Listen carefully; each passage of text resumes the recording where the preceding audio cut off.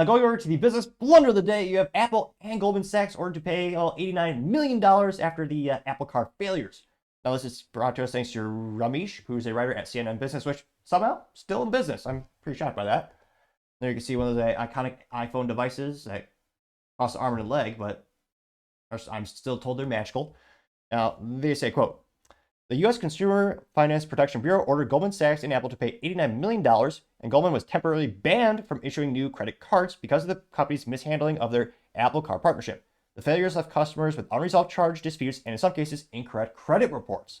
Apple neglected to send tens of thousands of Apple Card disputes to Goldman Sachs, the CFPB said. When Apple did not inform Goldman of the disputes, the bank did not follow numerous federal requirements for investigating the disputes. I also know that the government watchdog said companies launched their credit card initiative prematurely, even as third parties warned them that the dispute system wasn't ready for prime because of the tech problems, which is pretty pathetic because Apple is a tech company. I always joke they're a tech company that just happen to make hardware. Because again, it's all about the software and the intellectual property. Though, of course, the design aesthetics they're quite nice. But they also say that the CFPC also noted that the company misled customers about its interest-free payment plans for Apple gadgets, including iPhones. Apple promoted its cards' lack of fees, including annual fees, over the limit fees, late fees, and foreign transaction fees, but purchases were not free of interest.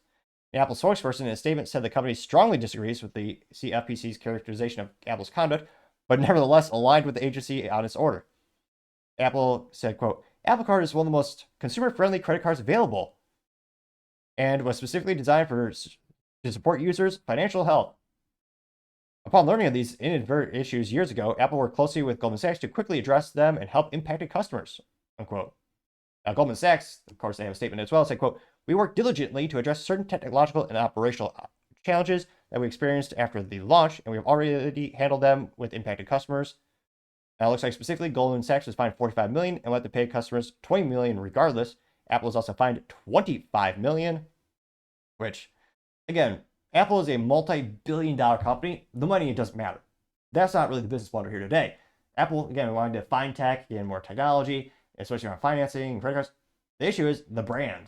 Again, Apple has one of the best brands, bar none. It's the reason why people know Apple has a 50% profit margin, and yet they still pay for it. I mean, it's one of the most profitable, for 1 year, it was the most profitable company on the planet, more profitable than oil or data, which is obviously saying something.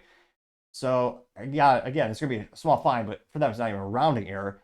It's just the lack of consumer confidence in the system and the new product they're trying to launch just kind of fizzles away. So, and again, Apple's all about the brand, it's all about the identity, it's all about the culture that they build.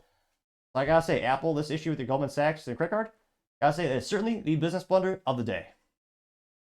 Thank you, everyone, for taking the time to tune in. Again, trying to get to 4,000 subscribers by the end of the month. So if you can click that button, I greatly appreciate it. Also, give me a thumbs up, thumbs down, or comment. It's a great way to give me some additional feedback, letting me know how I can make the show better and better.